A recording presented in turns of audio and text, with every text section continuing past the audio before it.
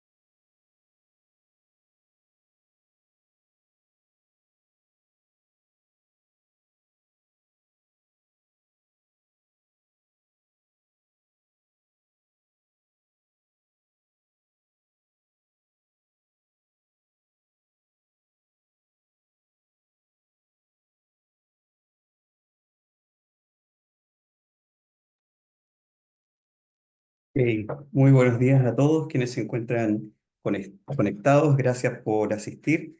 Les damos la bienvenida a este webinar organizado por el área social comunitaria en la Facultad de Psicología de la Universidad del Desarrollo.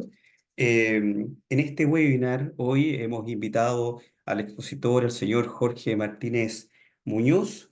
Jorge Martínez Muñoz es encargado de incidencia de la Fundación Mi Casa y se desempeña como secretario del Bloque por la Infancia, una organización que convoca, ¿cierto?, a distintas organizaciones de la sociedad civil, colaboradores del Servicio de Protección Especializada en la tarea de incidencia, y hoy día convocamos a Jorge especialmente para poder hablar sobre este sistema de protección especializado a la niñez y adolescencia, y ahí discutiremos junto a él si hay un cambio o no de paradigma, y vamos a hablar específicamente del rol también de los recursos sociocomunitarios. ¿Por qué hemos convocado a Jorge y agradecemos su participación y que haya aceptado esta invitación?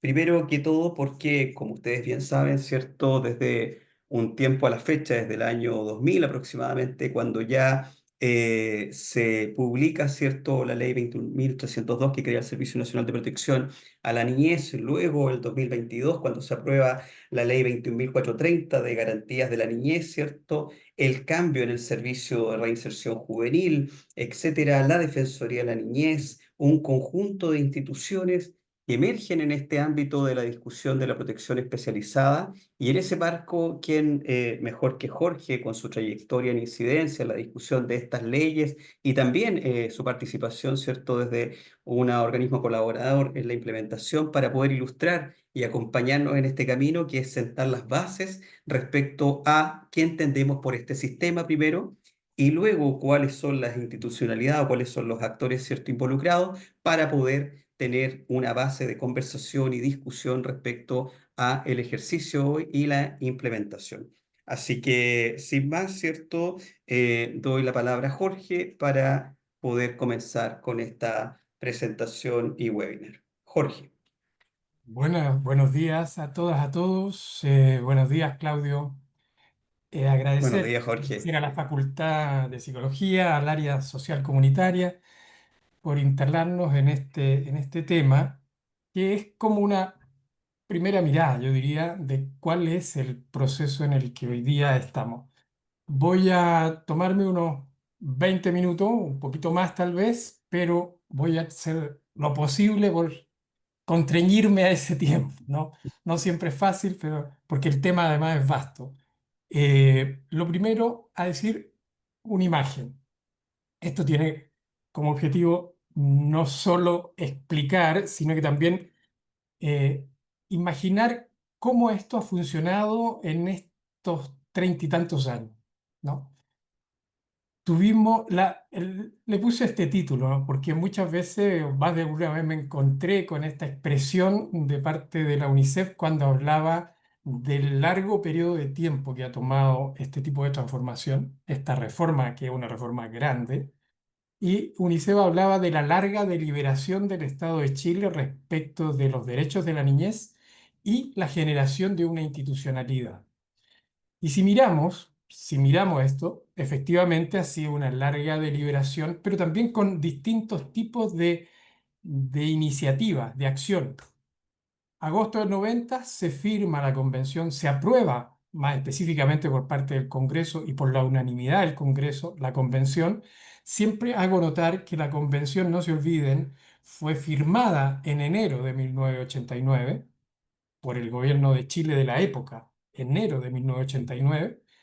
El Congreso la aprueba por la unanimidad en agosto de 1990, sale el decreto en noviembre que la convierte en ley de la República, en los términos que estaba planteada, y se inicia todo el proceso de debate, de deliberación, de discusión y de acciones también respecto de cómo avanzar. Entre 1990 y 1999, las metas y líneas de acción que fueron trabajadas también con la sociedad civil, que apuntaba a generar un cierto proyecto hacia adelante, a cumplir ciertas metas, a cumplir ciertas acciones, etcétera, buscando hacer realidad por la vía de ese instrumento o de esos instrumentos la Convención de los Derechos del Niño. Esto lo vamos a ver que va a estar fuertemente presente los 20 primeros años, a lo menos, donde de alguna manera se trata de hacer la bajada de la convención a nuestra realidad a través de este tipo de instrumentos, metas, línea de acción, política, planes, etcétera. Se produce en ese mismo periodo la erradicación de los menores de las cárceles, las secciones de menores en las cárceles, la reforma del Código Civil, es decir, se termina con los hijos ilegítimos, con la noción de hijos ilegítimos en nuestra legislación, y lo que se avanza en ese periodo, en esa década, es con la ley de adopción que aparece, que sale, que empieza a estructurar todo nuestro ordenamiento. Luego tenemos del 2000 al 2009 se produce un cierto aceleramiento en todo esto. Tenemos la Política Nacional y el Plan de Acción, que fue una iniciativa bastante participativa, a lo menos con el mundo de lo no gubernamental que trabajaba en esa época en los temas de niñez. Se genera el Consejo de Ministros por la Infancia para que avance en el desarrollo de la política, para que avance en la bajada de la convención. Aparece la ley de tribunales de familias, se aprueba la ley de tribunales de familia. Ojo con esto porque estamos allí en el año 2005. Vale decir, han pasado 15 años y lo que hace el Estado de Chile es transformar lo que eran los tribunales de menores, que venían desde el año 1927, transformarlo en tribunales de familia. Teóricamente, luego de haber aprobado la convención, lo lógico hubiese sido generar tribunales de niñez y de derechos de niñez, es decir, haber especializado ya en ese minuto el sistema de justicia. Aparece también la ley de transferencia a colaboradores, que fue una ley que tomó como 10 años de discusión, que se acelera y aparece también en el año 2025. La ley de responsabilidad penal adolescente, 20.084, el año 2006. La ley del sistema de protección social y del subsistema Chile Crece, que es todo un proceso que se había estado viviendo, primero a nivel de programa, luego a nivel de la ley para darle un grado de estabilidad, y aparece por ende el 2009. Hasta ahí tenemos un periodo prácticamente de 20 años donde los ejes de la discusión no han estado en contar con la ley de protección integral. La discusión ha girado en torno a estos otros elementos. De hecho, cuando se discute la ley de responsabilidad penal adolescente, alcanzan a estar una propuesta de ley de protección, alcanzan a estar al mismo tiempo en el debate del Congreso. Sin embargo, y esto nos lo expresaron más de una vez congresistas, se prioriza por la ley de responsabilidad penal, producto de ciertos contextos que había en ese minuto, contextos políticos de presión respecto de los temas de responsabilidad penal. Entonces se posterga la ley de protección. Pero ese es el quehacer mayúsculo. Hay muchas otras cosas, muchas otras iniciativas. Está incluso el proceso que inicia el año 2000 del Cenamen Reforma, etcétera. Hay una serie de procesos de transformación, pero seleccioné algunos elementos que me parece son hitos en esta larga deliberación. Del 2010 al 2019 aparece de nuevo, se diluye en algún minuto el Consejo de Ministros por la Infancia, y digo así, se diluye porque dejó de existir que se perdió nomás en el tiempo. Muchas veces el Comité de Derechos de la Niñez de Naciones Unidas le ha consultado al Estado de Chile qué pasó. ¿Por qué pasó con esa política nacional? ¿Qué pasó con el plan de acción? ¿Qué pasó con el Consejo de Ministros? Porque fueron iniciativas que se fueron diluyendo en el tiempo. Pero el 2014, de nuevo se constituye un Consejo Nacional de Infancia por decreto presidencial con la misión específica de sacar las leyes que se requieren para la generación de un sistema de protección. Empieza a desarrollar, se hace una breve evaluación de la política nacional anterior y se genera una nueva política nacional para el periodo 2015-2025. Y aquí ya en ese proceso está en discusión algunas leyes que son clave para la generación de este cambio. La Defensoría de la Niñez, órgano independiente, costó mucho sacarlo de adelante. Desde el mundo de la sociedad civil se bregó fuerte porque tuviésemos una defensoría con carácter independiente, aun cuando no tuviésemos aún una ley de garantía y protección integral, que es clave porque es el instrumento y la implementación de aquello que tiene que monitorear, supervigilar la Defensoría de la Niñez. Pero aparece también la Subsecretaría de la Niñez, fue también toda una discusión, cuál era la forma, dónde se iba a instalar esta protección integral. Y finalmente la opción fue el Ministerio de Desarrollo Social y específicamente la creación de una subsecretaría particular específica en los temas de niñez al interior de dicho Ministerio de Desarrollo Social.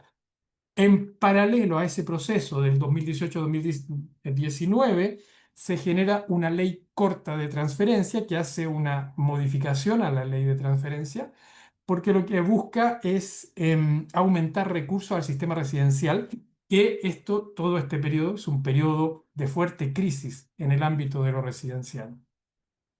La ley corta de transferencia en la discusión en el Congreso termina explicitando más aspectos de lo que estaba en un principio declarado y genera una serie de cambios en el ámbito de la gestión de la relación del servicio con las instituciones colaboradoras. Va más allá de solo resolver el tema de un aumento de presupuesto. Ojo, se aumentan los presupuestos, pero no se construye, no se logra cerrar la brecha. ¿Ah? Igual sigue habiendo un monto que no es cubierto completamente en el caso específico de residencia por el Estado. Y se abre el periodo 2020 fundamentalmente, donde tenemos la generación del servicio de protección, es decir, se instala con fuerza la idea de que hay que terminar con Sename y que eso debe implicar la generación de dos servicios distintos, uno en el ámbito de protección, otro en el ámbito de reinserción social. Decir de que muchas décadas antes, ya en el Servicio Nacional de Menores, estas eran áreas completamente diferenciadas, programas completamente diferenciados, centros completamente diferenciados. Muchas veces se ha creído que recién en la década del 2020 se inicia esa separación con la creación de los dos servicios, pero eso ya estaba de alguna manera resuelto en la primera década. Digamos, de hecho, la erradicación de menores de las cárceles y todo eso fue parte de esa diferenciación clara, nítida entre lo infraccional y lo proteccional dentro del propio Servicio Nacional de Menores. Ahora, aquí lo que tenemos es la aparición de la Ley de Garantías y Protección Integral, marzo 2022. Y es desde la discusión de esa ley y los contenidos de esa ley de garantía que aparece también la discusión sobre la política nacional. Es decir, la política nacional y el plan de acción pasa a ser ahora una exigencia de la ley de garantías y es en su marco en el cual se desarrolla esa política nacional y ese plan de acción. Es por ello que ha habido un esfuerzo por buscar que el plan de acción sea lo más pertinente posible a la implementación de la ley de garantías. Y tenemos también la ley del servicio de reinserción social. Planteo aquí que hay pendientes que están en curso, que están en desarrollo en este minuto y que tienen que concluirse en este periodo, es decir, de aquí al 2025. 2027-2029. Debiera estar esto también resuelto. Lo primero, que es un mandato de la ley de garantía, la armonización de las leyes del servicio y de transferencia del Servicio Nacional de Protección a la ley de garantía. ¿Por qué razón? Porque el hecho de haber resuelto antes la ley del servicio y haber resuelto después la ley de garantía genera un grado de incoherencia que debe ser resuelto. Y eso es la armonización de esas dos leyes, servicio y transferencia, con la ley de garantía. Hay una necesidad también y una exigencia que emana también de la ley de garantía de adecuación de la ley de tribunales de familia, lo cual ha estado en proceso de conversación y de avance con la Corte Suprema fundamentalmente y debiese estar disponible, imagino, ojalá durante este año. También está lo de la nueva ley de adopción, que suponíamos que ya estaba zanjado, resuelto el año pasado, pero aún no es promulgada y aún no es publicada definitivamente. Ha habido ahí una serie de debates que aparentemente todavía no se terminan en el Congreso. Si vemos el panorama, vemos que han habido una serie de iniciativas en función de avanzar hacia un sistema de protección, pero solo la ley de garantía y protección integral podía hacer efectivo ese proceso. Y es lo que intenta la ley, es el esfuerzo que hace la ley de garantía y de protección integral. Como veremos, ha sido largo el proceso, ha sido larga la deliberación. De alguna manera, desde el mundo de lo no gubernamental, decíamos en un minuto, cuando tengamos la ley de garantía y protección integral, vamos a estar abriendo un proceso completamente nuevo en el país. Se inicia realmente, por fin, se inicia, a partir de ese minuto y de esa ley, se inicia la posibilidad de instalar, de generar un sistema de protección integral. Vamos a ver cómo eso ha operado. El título que le pongo a esta parte es La Gran Reforma. En el fondo tenemos la ley 21.430, 88 artículos, 6 títulos, 5 artículos transitorios, 7 reglamentos. Desde los artículos transitorios nace esta exigencia de armonización, nace esta exigencia de hacer también coherente la ley de tribunales de familia, etcétera, etcétera. Es una ley importante, fue definida en su minuto como una ley marco de la protección de derechos de la niñez. Y cuando hablamos de la protección, estamos diciendo todo lo que concierne al conjunto de niños y niñas que habitan en nuestro país, a los millones de niños. No es una ley enfocada solo en protección especializada. Abarca también al conjunto de niños en protección, en adopción, en responsabilidad penal, en las vivencias comunitarias. Es decir, es para el conjunto de la niñez. La ley establece el reconocimiento de niños como sujetos de derecho y por ello realiza lo que, entre comillas, se ha llamado como un catálogo de derechos. Establece 17 principios explícitamente, lo que ha sido considerado por muchos juristas como un poquito una exageración, digamos, porque los principios son 4 o 5 los que normalmente el Comité de Derechos del Niño reconoce desde la Convención, pero acá se ha ampliado ese número de principios, se abarcan distintos elementos, y eso hace más complejo también, de alguna manera, el trabajo con la ley. Los principios en una ley a lo que apuntan es a darle coherencia de principio a fin al articulado de la ley. Cuanto más principios están en juego, más complejo es dar esa coherencia al conjunto del artículo. Y hay 33 derechos, los cuales, desde las definiciones de este marco general, que es la ley de garantía, deben ser garantizados, desde el título de la ley, digamos, que también tuvo su discusión, si debía ser ley de protección integral solamente o ley de garantía y protección integral. En el fondo es como un refuerzo, al decir garantía y protección integral se refuerzan los dos conceptos, porque normalmente la protección integral es garantista, ¿no? Entonces, si se reconoce un sistema como un sistema de garantías, es porque a la vez se le reconoce el enfoque de protección integral para su implementación. Por ende, eso generó mucha discusión, pero finalmente quedaron los dos conceptos instalados. Establece explícitamente la ley de garantía las obligaciones del Estado. Yo puse aquí varios elementos que están en el articulado. Todo el tema de las garantías, particularmente orientada a 9 ámbitos, a 9 campos, donde está la participación de la niñez, donde está la participación de la sociedad civil, donde está el apoyo a la familia, etcétera, etcétera. Estos 9 ámbitos están explícitamente planteados en el artículo 2 de la Ley de Garantía y deben ser garantizados. En esos términos está elaborado.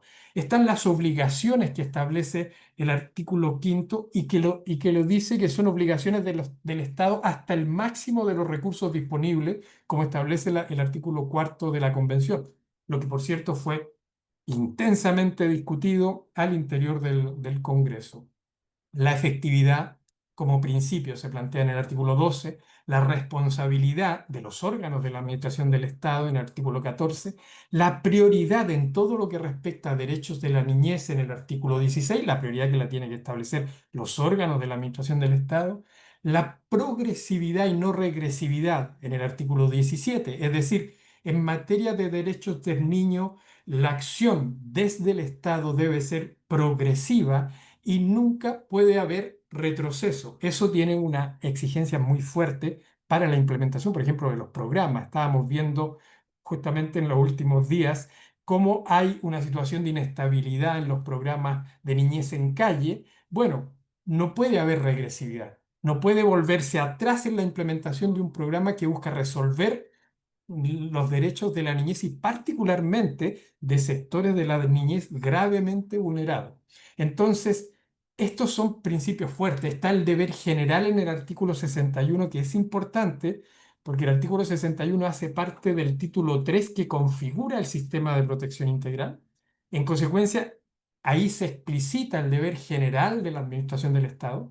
Se establece el deber de inexcusabilidad. Ningún servicio, ministerio, municipio que sea requerido para entregar algún tipo de prestación puede excusarse, a menos que no entre en el campo de su quehacer legal, formal, pero aún así tiene que establecer un procedimiento para derivar el caso, para monitorear el caso, etcétera, etcétera. Es decir, hay exigencias fuertes respecto de las obligaciones del Estado, pero hay debilidades, ciertamente. Por ejemplo, una debilidad clara es que al no explicitar claramente con nombre y apellido al ministerio servicio el cual se tiene que hacer responsable, ahí queda un poco una tierra de nadie. Es decir, la obligación general está, la obligación específica está para el Ministerio de Desarrollo Social, para Registro Civil y para hoy en día los municipios en general, por el cambio que hace la ley de garantía a la ley orgánica municipal,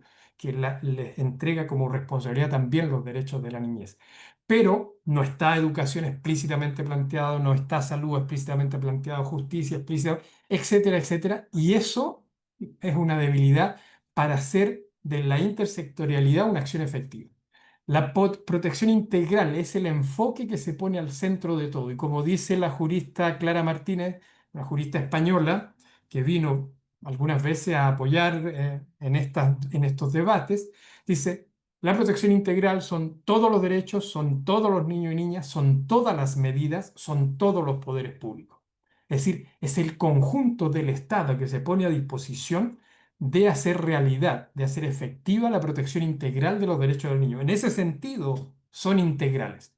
Hay, por cierto, otras elaboraciones, particularmente de juristas en América Latina, que amplían incluso aún más el concepto de protección integral, planteando que ahí también juega un papel la descentralización, el papel de la participación, del papel de los órganos comunitarios, el papel de la familia, etcétera, en el desarrollo de los derechos de la niña. Para hacer efectivo todo lo declarado, se establece un título 3 en la ley concentrado en la generación de un sistema institucional que pone el foco en la comuna, en el territorio. La ley, ¿cuál es? Perdón. Entonces, el poder ejecutivo se entiende desde la ley de garantía, debe desplegar todo su poder, en el fondo, en el desarrollo de la protección en sede administrativa, así como lo hace lo judicial en su campo específico. Y todo eso a partir de las bases jurídicas, institucionales y políticas que están en la ley de garantía. La protección en sede administrativa es en definitiva la primera línea de actuación del Estado, de los órganos de administración del Estado. Los órganos de administración del Estado son los municipios, los servicios y los ministerios. Esos órganos de la administración del Estado son los que deben hacer realidad el desarrollo de este sistema. Hay una definición que se hace en uno de los reglamentos que se establecen en el marco de la ley de garantía, si no me equivoco, el decreto 3, eh, sobre la acción de protección administrativa. Es una acción o conjunto de acción emanada de distintos órganos de la administración del Estado en el ámbito de sus competencias, los cuales se ejecutan de forma articulada, coordinada, con el propósito de brindar protección integral, etcétera, etcétera, etcétera. El foco entonces de esta protección, de este sistema de protección integral, está en los territorios. Y por esa vía, el Estado empieza a hacer efectivo su rol garante, en donde, en el lugar donde se articula el trabajo con familia, donde se articula la vida de la familia, de los niños, adolescentes, es decir, en los territorios.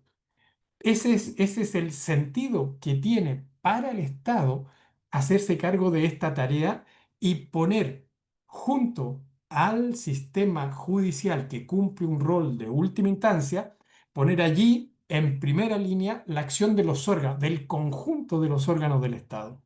Hay una definición que se hace también en el artículo 57, numeral 4, del título 3 de la Ley de Garantía y Protección Integral, que dice lo siguiente, la voy a leer textual, dice, la protección de derechos es iniciada en el ámbito local por las oficinas locales de la niñez. Las oficinas locales de la niñez son, o debiesen ser, las autoridades de protección administrativa en el espacio territorial. Ese es el sentido que deben tener. Ahora, el procedimiento, dice esta frase, se desarrolla como una instancia de colaboración, conciliación y de apoyo a la función cuidadora de la familia en resguardo del interés superior del niño, niña, adolescente y se ejecuta mediante la aplicación de medidas de protección y de acciones de tutela, etcétera, etcétera, y de políticas preventivas, etcétera, etcétera. Porque en este diseño la clave está en el espacio territorial, hacer de la prevención una cuestión prioritaria, hacer de la promoción una cuestión prioritaria. Siempre digo lo mismo. También Clara Martínez, una de las cosas que nos decía muy, muy potente, es que para ellos esta acción en el espacio local implica que si tenemos 100 pesos invertidos en ese espacio, 80 de ellos deben ir a la promoción y a la prevención, y solo 20 a la protección especializada. Porque el objetivo de un sistema de estas características es reducir la cantidad de niños y niñas y adolescentes que entran a los sistemas de protección especializada y atenderlo, apoyarlo a ellos y a su familia en el espacio de la promoción, en el espacio de la prevención. En este sistema, y hacia allá va de alguna manera la definición anterior sobre la colaboración, la conciliación, el apoyo, la participación de los niños, la participación de las familias, la participación de las comunidades y la participación de la sociedad civil que está trabajando, interviniendo en los territorios, es clave.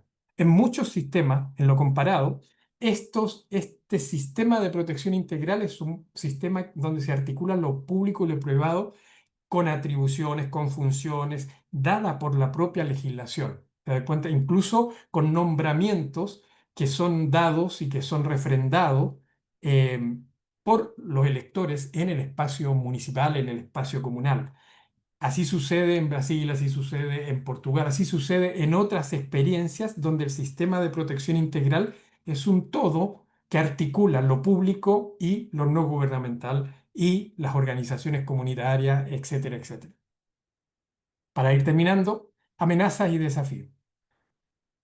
La ley le entrega una serie de funciones a las oficinas locales de niñez en tanto esta idea de autoridad de protección administrativa. Sin embargo, la potestad legal para hacer aquello es débil, es bastante débil. La gestión, la institucionalidad de la cual se la dota es débil. Las oficinas locales están conformadas por profesionales, técnicos, etcétera, a honorarios. Y el gran problema es que una instancia de esas características no tiene toda la potestad legal para tomar las medidas, las acciones que están planteadas en la ley que debe tomar. No tiene el estatus suficiente para articularse con todos los sectores e incluso hacerle exigible a los sectores lo que la propia ley dice que debe ser exigible. No tiene entonces tampoco el estatus para establecer una relación, vincularse en el ámbito del trabajo concreto con los tribunales. No tiene el nivel que debe tener, porque lamentablemente esa potestad legal es muy débil en la ley. De esto, ojo, en el Congreso, en la discusión de la armonización de la ley de garantía, particularmente en el Senado, se ha tenido bastante conciencia, pero no se ha logrado resolver en el marco de la armonización. Y esto es un problema grave, es una amenaza para la implementación del sistema de protección integral.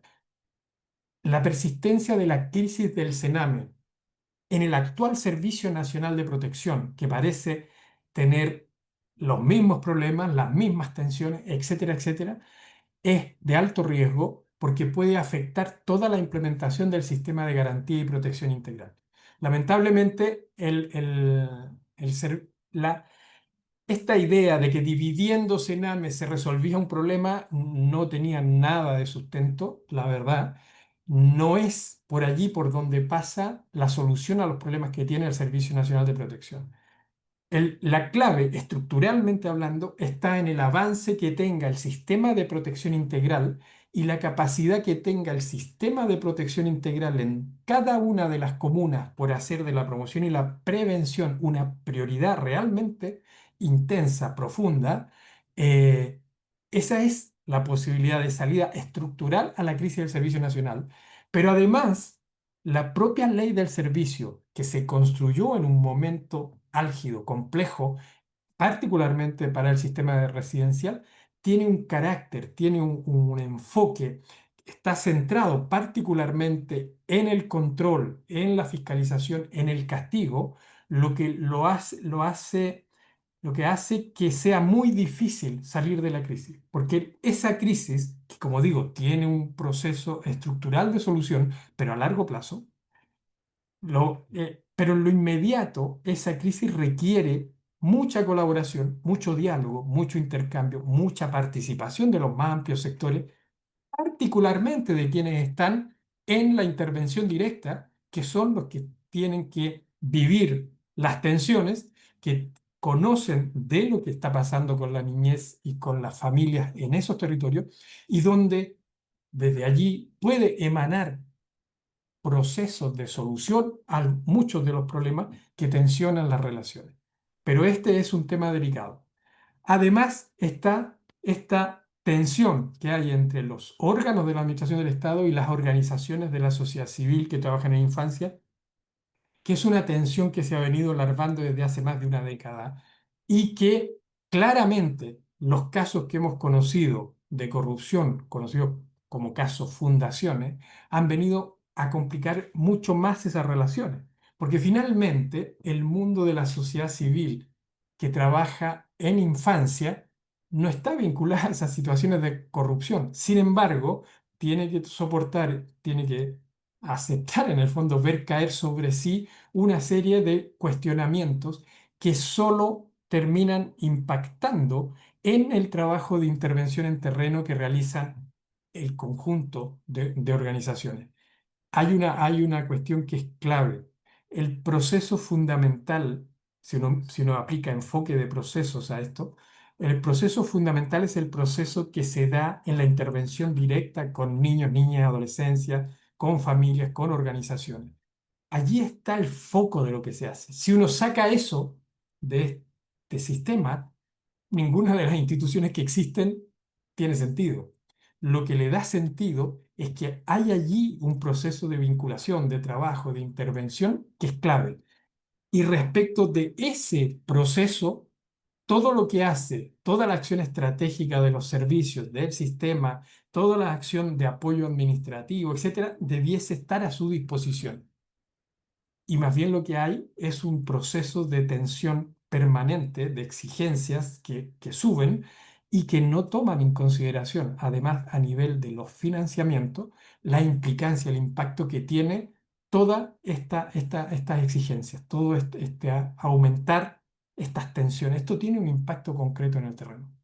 Entonces, estamos en un giro grande, en un cambio importante, en una reforma importante, pero que tiene amenazas, que tiene problemas.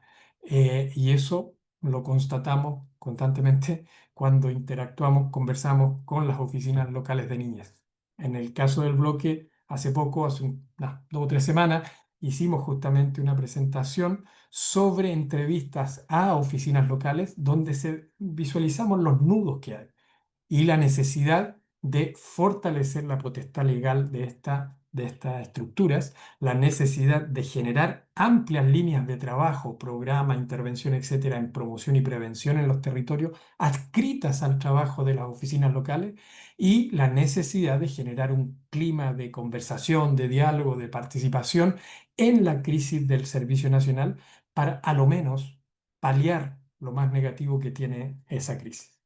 Lo dejaría por ahí, por ahora, para entrar en las consultas. Gracias, Jorge.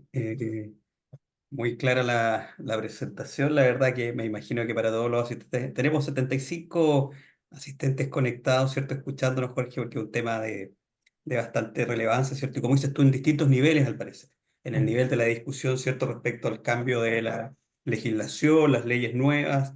Luego tenemos toda la implementación, la aplicación desde una sede administrativa, que suena nuevo, ¿ah? Suena como nuevo, me refiero respecto a, pese a que las oficinas de protección de los de derechos ya existían, esta idea de la OLN, ¿cierto? La reconfiguración de un sistema, ahora como bien tú lo has señalado, es distinta a una oferta programática. Entonces, Sí. luego tenemos también los profesionales de intervención directa desde los equipos de protección especializada, y ahí viene esta gran distinción de lo que es la protección universal, ¿cierto? La protección especializada. Así que, mira, dentro de todo lo que nos has podido señalar, tal vez la primera pregunta, luego vamos a pasar a las preguntas del público, pero una primera pregunta que surge desde tu presentación en nuestras conversaciones, etcétera, ¿a qué se debe que esto de alguna manera, tenga un giro tan rápido desde el 90 que decías tú, con toda esta discusión de políticas, programas específicamente, a discutir de un sistema al 2025 y parece que hay una avalancha De de cambios. leyes, ¿cierto? Iniciativas, etcétera, que comienzan a operar? Entonces, la primera pregunta, ¿qué crees tú que se debe o se debió que estemos como en una pausa, si lo podemos entender así, con una serie de elementos que hacían operar programas y hoy día estemos de lleno en la discusión de sistemas? ¿Sí?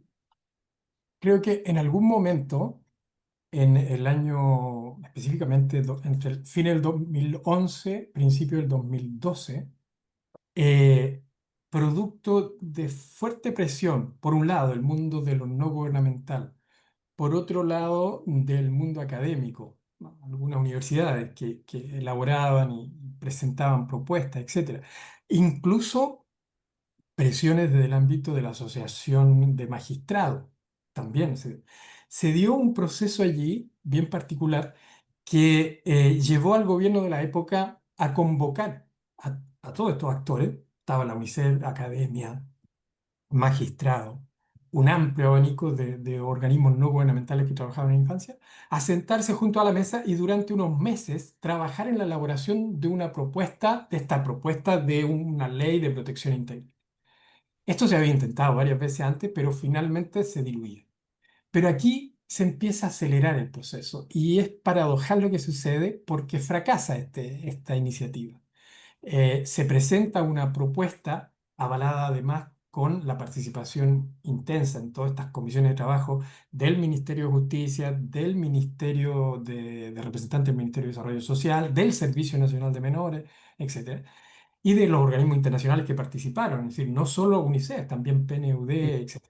Entonces, eso se llega a una propuesta, se presenta formalmente esa propuesta y al cabo de un par de meses el Ejecutivo desvirtúa, considera que no hay condiciones para avanzar en ese proyecto de ley y que ellos van a armar su propia propuesta. Esto lo que hace es que esta se constituye una alianza de hecho entre el abanico este de instituciones que han participado, que se mantienen articuladas, coordinadas, que empiezan a trabajar con los asesores del Senado jurídico, fundamentalmente, para llevar la propuesta de ley, ingresarla eh, como propuesta de los senadores. Se ingresa, pero es inadmisible. Es inadmisible y en 24 horas se declara su inadmisibilidad. Sin embargo, lo que ahí se produce es esta articulación que adquiere algunas formas en el caso de algunas redes, pero que se mantiene de alguna manera hasta el día de hoy. ¿Te das cuenta? Es decir, como que se produce, se aunan voluntades, se aunan criterios más allá de las formas orgánicas que tomen y que empiezan a presionar por avanzar en la ley de protección integral. Y es así que se logran acuerdos de todos los candidatos. Por ejemplo, cuando vino la siguiente elección, todos los candidatos se comprometieron con algo y así sucesivamente.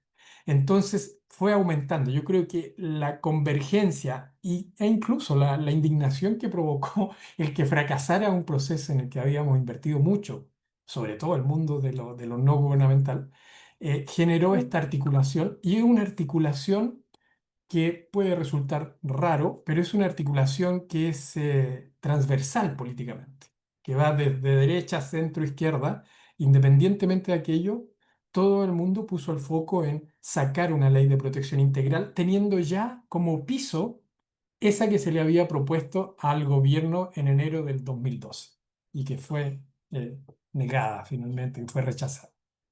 Yo creo que ese es el proceso que ahí se produce y se empiezan a generar desordenadamente, ojo, desordenadamente una serie de cambios. Es decir, que se genere la defensoría, nosotros en su momento lo dijimos, es un avance, pero es un problema si no se hace con ley de protección integral, porque la tarea fundamental de una defensoría, de un órgano independiente, es supervigilar a los órganos del Estado respecto de la implementación de esa ley de protección integral. Y si no existe, entonces genera una situación compleja porque esa defensoría vive, al final de cuentas, en permanente tensión con todo lo que la circunda. Te das cuenta, no tienen como en qué apoyarse para poder supervigilar a los órganos de la administración del Estado. Y los órganos de la administración del Estado pueden no responder, pueden hacerse los lesos, etcétera, etcétera. Eh, y así sucesivamente. La subsecretaría, el servicio que nazca antes de la ley y que después tengamos que ponernos a armonizar lo que está en un lado y lo que está en el otro, que no es muy fácil, ¿ah? Nosotros lo hemos dicho muchas veces, no es fácil esa armonización. Los congresistas creían que iba a ser muy rápido y que en los próximos unos meses iban a resolver y ya llevamos en ese proceso de septiembre del 2022. ¿Te das cuenta? Es decir, ya llevamos, vamos para los 3 años. Porque no es fácil. La lógica, por ejemplo, de la ley del servicio es muy autoritaria y la lógica de la ley de garantía es muy de participación, de diálogo, de ampliación, etcétera, etcétera. ¿Cómo combinamos ambas cosas? No es tan Eh, simple. Efectivamente, y en eso que mencionas, Jorge, hablaste sobre el tema de prevención, promoción, ¿cierto? Cuando vamos a lo Sí. administrativo, y esto comienza con una sede administrativa, como dijiste, que es el gran soporte del sistema, y en ese marco, ¿qué podríamos decir respecto a la especialización? Porque la prevención o la promoción, ¿cierto? También es un campo en el que se requieren ciertas competencias, sobre todo en el saber, saber hacer, etcétera. Y luego tenemos toda esta protección especializada desde la que heredamos ciertos CENAMI y sus complejidades, como decías tú, que va cambiando. Pero, ¿qué se dice respecto a la especialización de los actores, sobre todo de la primera línea, los que están directamente con los niños, niñas y adolescentes, tanto en lo administrativo como en lo judicial? ¿Qué se ha dicho Mira, respecto a yo la discusión? ¿Qué sobre énfasis podríamos dar? sobre ¿Mm? especialización, yo siempre digo lo siguiente, yo, ojo porque no vamos a encontrar esa definición de protección especializada que tenemos acá en Chile, a través del servicio y qué sé yo, no vamos a encontrarlo ni en la Convención ni en las observaciones generales del Comité de Derechos del Niño. No se habla de eso. No se considera, no se hace esa distinción. ¿Por qué razón? Porque se habla de protección especial, protección reforzada. Se usan otros conceptos porque se entiende que el conjunto del sistema de protección integral es un sistema especializado en niñez, niñez, adolescencia, eh, y de hecho, todo el quehacer en el ámbito promocional y preventivo tiene mucho de especialización, ¿no? En el sentido de requerir de competencias, requerir de conocimiento, requerir de trayectorias incluso, para poder hacer de la promoción de derechos, que implica trabajo con la familia, que implica formación, que implica campañas, que implica sensibilización, etcétera, y todo el trabajo preventivo que implica el llegar antes. ¿Cómo lo hacemos para llegar antes? ¿Cómo no llegamos después? La protección especial sí o sí es una protección especial que llega cuando ya el daño está producido y busca contenerlo, controlarlo, disminuirlo, tratarlo, repararlo, etcétera, etcétera. Todos los conceptos que usamos al respecto en los diferentes tipos de protección que puedan existir. Pero la tarea de un Estado que tiene su foco en los derechos de la niñez, que además tiene un enfoque de protección integral, es llegar antes. ¿Cómo hacerlo para llegar constantemente antes? Entonces ahí es el requerimiento, la exigencia de prevención, de promoción. Y de allí nace también la exigencia de un tipo de institucionalidad distinta a la que estamos acostumbrados en el ámbito de lo público, porque estas autoridades de protección administrativa, y uno lo puede ver en la experiencia comparada en otros países, de hecho en los consejos tutelares en Brasil son electos por la ciudadanía, digamos, es decir, son órganos electos, y esos son los órganos de la Administración de Protección Administrativa. Eh, esto requiere mucha participación, mucha cercanía en el quehacer del órgano de protección administrativa con la ciudadanía, con la familia, con los grupos comunitarios, con las organizaciones de niños y niñas, con el mundo de la ONG. Se apoya mucho en ese trabajo porque buena parte del trabajo en el ámbito de promoción de prevención se realiza con ese mundo, ¿no? Con todo el mundo comunitario, con el mundo de lo no gubernamental, etcétera.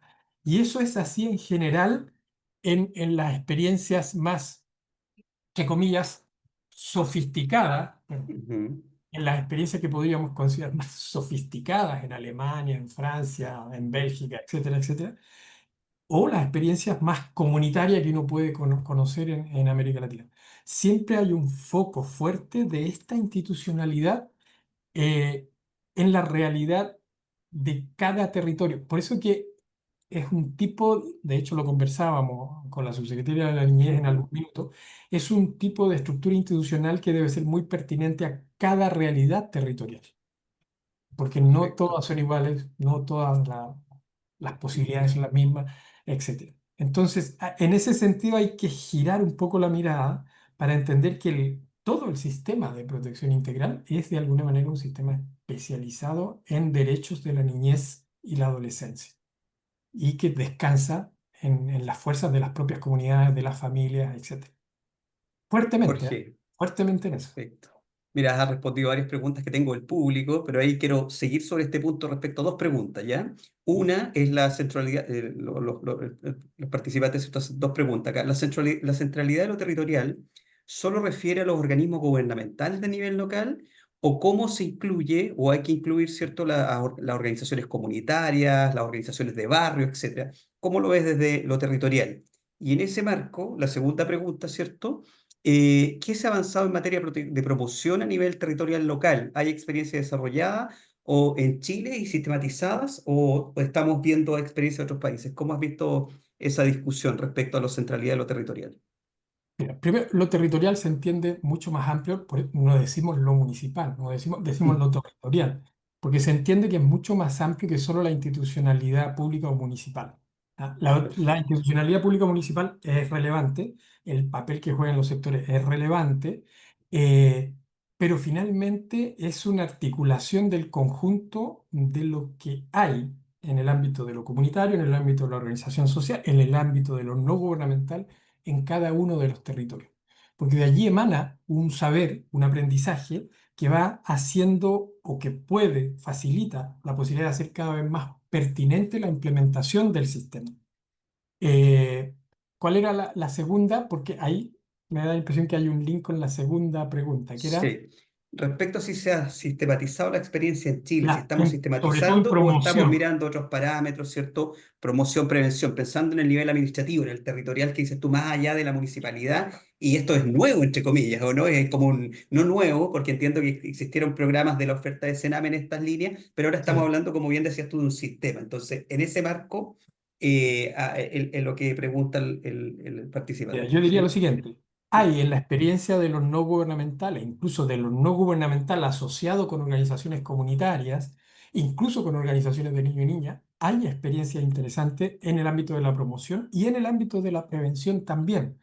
Ahora, pocas de esas experiencias logran ser sistematizadas. Hay algunas que lo logran. Te das cuenta con apoyo de otras fundaciones o apoyo de universidades o qué sé yo. Eh, pero en nuestro país no, yo diría, se ha debilitado desde hace ya un tiempo acá, se ha debilitado este quehacer en el ámbito de lo promocional y y lo preventivo. Se ha debilitado fuertemente y el momento tal vez culmine de eso, o cuando empezó ese giro, porque esto era, se discutía décadas atrás y uno planteaba y los equipos consideraban la importancia de la promoción de la prevención, incluso en el Sename, qué sé yo. Y Sename desarrolló iniciativas por cuenta propia en el ámbito tanto de promoción como de prevención, pero eso se desarmó y se desarmó explícitamente. Cuando se desarman los programas de prevención comunitarios, que, ojo, en las evaluaciones que hacía el propio Sename, tenía un impacto allí donde funcionaba, en territorios donde funcionaban estos proyectos y lograban tener éxito en su labor, incorporaban comunidades, familias, niños, etcétera. Cuando lo lograban, disminuía los ingresos en los tribunales de familias cercanos a ese territorio o que están dentro del territorio. Y eso, aunque sea un poquito, es un tremendo avance. Porque si eso tú lo transformas en política pública global, que es la posibilidad que tenemos hoy día con el desarrollo del sistema, que es lo que debiésemos estar proyectando ya, te puede implicar un cambio muy, muy grande. Ahora, en la experiencia comparada, por lo menos lo que a mí me ha tocado ver, en América Latina, en algunas partes de América Latina, en algunos lugares de Brasil particularmente, en algunas experiencias, en el caso de Costa Rica, que tiene cosas interesantes a ese respecto, en algunos estados en México y en la realidad particularmente de los países en el caso europeo que desarrollan, me aparecen muchos avisos que desarrollan una importante labor en este sentido y que tienen Ujú. instalado en el cerebro la idea de que tienen que llegar antes, que se tiene que... Y ese llegar antes implica mucha vinculación con lo social, con lo que existe en lo social, con lo comunitario, con las organizaciones. Hay países en los cuales incluso lo político estructurado en el espacio territorial, por ejemplo, las juventudes de las distintas organizaciones políticas, juegan un rol relevante en el desarrollo de estas acciones promocionales y preventivas. Es una cuestión que es aceptada, que es impulsada, que es comprendida de esa manera. Pero yo Jorge, diría y que ahí, nosotros ujú. hay una evidente debilidad en este. Y ahí una pregunta que hace Ricardo, que nos quiere llevar, ¿cierto?, al dato duro, en definitiva. Respecto a la inversión que hay hoy día en protección administrativa, no sé si tienes el dato por ahí presente, pero ¿cuánto es la distribución que hay entre la inversión en protección administrativa por sobre la protección especializada? ¿Existen datos que muestren la distribución de la inversión actual del Estado? ¿Cómo está distribuyendo los recursos en términos de protección administrativa y protección especializada? Mira, no tengo en este minuto exactamente el dato. En alguna época lo Ujú. tenía más a la mano, sobre todo en la Sí, implementación del sistema de protección integral, que claro. en el Claro. fondo es el desarrollo de las OLN con todo lo que implica, los consejos Ujú. consultivos, mesas interinstitucionales, la estructura que se va generando desde allí. Eh, en algún minuto tenía el dato, pero ahora no lo tengo. No te Ahora, preocupes, pero es una pregunta interesante respecto, ¿cierto?, a poder, sí, como dices tú, sí. y en La plano protección administrativo. La Ujú, protección especial requiere mucho, ujú. mucho recurso y requiere sobre todo mucho recurso cuando no hay los dispositivos suficientes en el ámbito de la promoción y en el ámbito de la prevención.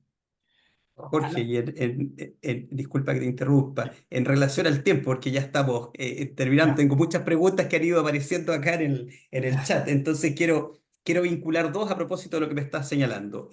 Una pregunta es, ¿cómo evitar que las oficinas locales hoy día colapsen por la demanda y terminen de alguna manera focalizándose solo en protección especializada como lo hicieron las OPD? Esa es una pregunta que se va a vincular con la otra pregunta que nos hace un asistente, es ¿cómo o por qué crees tú que se debilitó finalmente esto preventivo y promocional? ¿Se debilitó o nunca existió más bien? ¿Cierto? Esa es la pregunta que nos hace y hoy día está emergiendo. Con A esas ver, dos preguntas yo creo que cerramos en hora del tiempo. ¿Ah? vamos a lo último. Lo que existió en algún minuto siempre fue débil Ujú, y fue insuficiente, absolutamente insuficiente, pero había una cierta conciencia, particularmente, por ejemplo, en el Servicio Nacional de Menores y en otros, también, me recuerdo, qué sé yo, sectores que tenían conciencia de que había que desarrollar una línea en ese ámbito. Pero en algún minuto eso se termina porque predominan ciertas visiones políticas sobre el tema que apuntan más que nada a reforzar protección especializada. Y ese es el riesgo permanente con protección especializada. Porque como requiere mucho recurso, como hay muchas brechas que no están cerradas en materia de recursos, va requiriendo recursos que es, en el fondo, más o menos de la misma bolsa de dinero que va para la generación del sistema de protección integral. Allí hay una tensión permanente. Ahora, sobre las OLN, yo diría lo siguiente, dadas las ujú, funciones que tiene en la ley la OLN, existe la posibilidad de que, claro, teniendo que responder a esas funciones que van en la línea de la protección administrativa, claro, la OLN nunca termine por ser absorbida. Pero existe el riesgo real que las crisis de la protección especial, del servicio y etcétera, sí arrastren durante un tiempo a las oficinas locales y que las arrastren particularmente en esta etapa, que es la etapa frágil de instalación, de empezar a mirar, de ver qué es lo que hay, eh, con además un factor que es necesario, del cual es necesario tener conciencia, es decir, pasaron 32 años para tener una ley de estas características, 32 ujú. años. Y eso significa que eso tuvo un impacto en la realidad de los territorios, en la realidad de los niños y niñas. Es decir, hay miles probablemente de niños y niñas que jamás debieron llegar al sistema de protección especial que con una ley de garantía que generara ese sistema desde el año 95 por último, o desde el 2000 por último, probablemente no habrían tenido que llegar a ese sistema de protección especial. Entonces, es un riesgo para las OLN el verse arrastrado, demandado, pero también están obligados a cumplir su función. Y allí va a haber tensiones. De hecho, han habido tensiones. De pronto han habido tribunales que le demandan a la OLN hacer determinadas tareas a la manera como lo hacían con la OPD, ¿no? Hágame tal diagnóstico. Y las OLN han tenido que decir, lo siento, pero no entra dentro de nuestra función, no está en la misión, no está en las definiciones hacer ese tipo de... Lo que no quiere decir de que las OLN no sean también un apoyo para los tribunales, porque tienen que articularse con los tribunales, pero se articulan y son un apoyo desde las funciones de autoridad de protección administrativa que tienen. Entonces, el riesgo existe, está. Hoy es mayor el riesgo porque está en la etapa de implementación inicial en muchas partes y probablemente, ojo, aun cuando el gobierno se propuso que las OLN iban a estar en todas las comunas del país de aquí a fin de año, es importante entender que una cosa es que esté una estructura orgánica instalada en una comuna y otra cosa es llegar a tener un sistema de protección integral en cada territorio y a lo largo y ancho de todo el país. Cuidado, son cosas que cualitativamente son poco distintas en el sentido que el sistema tiene exigencias mayores para ser considerado sistema. Uno puede tener una cierta organización, la OLN, pero no basta con eso. No basta con eso. Y el gran lío es que hay que resolver estos nudos que planteaba anteriormente. Es decir, si no, no tiene suficiente potestad legal, y de hecho en las discusiones se ha abierto la posibilidad de incluso un tipo de ley corta que permita resolver ese problema, pero aunque así sea, incluso la ley más corta toma un año, por lo menos, o 2 años de discusión. Y el problema, la exigencia, la demanda la tenemos ahora ya. Jorge, y en base a tu trayectoria, para finalizar y cerrando ya, ¿qué mensaje dejarías a todos quienes estamos acá presentes, profesionales, técnicos, estudiantes, gente motivada, con alta capacidad y competencia y con mucha motivación frente a todo este escenario que nos has descrito y clarificado en la nueva institucionalidad? ¿Qué mensaje dejarías tú? Mira, yo diría lo siguiente, con todas las debilidades, con todos los problemas que tiene la ley de garantía, de los cuales somos conscientes y presionamos por poder tenerla, con todo lo que ella tenga, es un avance. Si estamos conversando de otras cosas, estamos dialogando de otras cosas a las que conversábamos hace unos meses, hace un año, 2 años. ¿Te das cuenta? Estamos conversando ya del sistema de protección. Antes era como, bueno, a ver si para adelante algún día logramos tener esto. Hoy día estamos conversando de eso y cómo eso se arma y cómo se resuelve. Y yo lo que he dicho en otros eventos con organismos no gubernamentales fundamentalmente es que desde lo no gubernamental tenemos que hacernos cargo de que esta ley es mucho nuestra, es mucho nuestro. Es el resultado, Perfecto. mucho, es el resultado de la presión permanente de la sociedad civil organizada, ya sea desde el ámbito de lo académico, del ámbito de, los, de las ONG, etcétera, pero es mucho nuestra. Es decir, desde el mundo de la ONG llegamos a levantar incluso una propuesta de ley alternativa que si se revisa se van a dar cuenta que muchos de estos problemas los veíamos, los visualizábamos. Ahí hablábamos no de OLN o de OPD, hablábamos de Mm. autoridades públicas de protección administrativa en los territorios. En esos términos hablábamos y lo Perfecto. definíamos como tal. De hecho, planteábamos de que toda esa estructura debía depender del Ministerio de Desarrollo Social y no tener un vínculo administrativo con el municipio. ¿Por qué razón? Porque las oficinas juegan también un rol de supervigilancia en el hacer en materia de derechos del niño hacia el municipio, pero al tener una dependencia administrativa hace compleja esa labor. ¿Mm? Perfecto. Muchísimas gracias, Jorge, a nombre de del área social comunitaria de la universidad y la Facultad de Psicología. Te damos las gracias por tu tiempo, por tu conocimiento, con tu capacidad, ¿cierto? Y tu participación. Creo que nos has clarificado bastante y es la primera instancia, como discutimos la otra vez, para poder ya discutir sobre este sistema. Primero conocerlo, ¿cierto? Empezar a aprender sobre todo lo que ven. Así que te damos las gracias, ¿cierto? Por este espacio enriquecedor. Va a estar disponible en nuestras redes sociales. Y además comentarles que vamos a tener todos webinars próximamente, ¿cierto? Uno que vamos a hablar de bienestar vinculado con el tema que nos acaba de presentar Jorge Martínez, cómo emergen estas nuevas distinciones, categorías, desprotección, protección, y luego un webinar con la Defensoría de la Niñez también, una nueva institucionalidad, como Exacto. decía Jorge, que está en este marco del sistema. Así que agradecerte nuevamente, Jorge, y recordarles que en materia de formación vamos a lanzar un diplomado también en bienestar y protección de la niñez, especialización para la intervención multinivel, a propósito de todos estos desafíos a los que nos convoca Jorge en este nuevo, cierto, sistema que es responsabilidad de todos y que aquí estamos, como dijiste, yo me quedo con esa frase, estamos discutiendo algo completamente nuevo. Así que, sin más, ¿cierto? Y no abusar de tu tiempo, te agradecemos, Jorge, por todo este espacio. ¿Mm? Muchas gracias a ustedes, muchas gracias a ustedes. Y siempre disponible para conversar de estos temas. Muchísimas gracias y Gracias. gracias a todos los asistentes. Que tengan una buena tarde.